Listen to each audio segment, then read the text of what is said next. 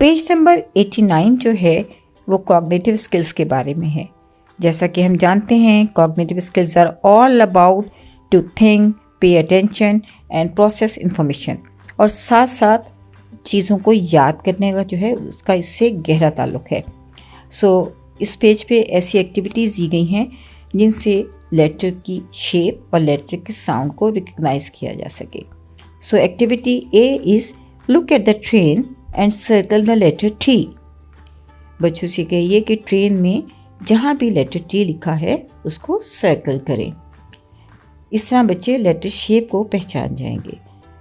Activity B is circle the pictures that have beginning sound T। ये जो pictures हैं इनके नेम कॉल आउट कीजिए और बच्चों से कहिए कि जिस भी वर्ड की, जिस भी पिक्चर की बिगिनिंग साउंड T है उसको सर्कल करें।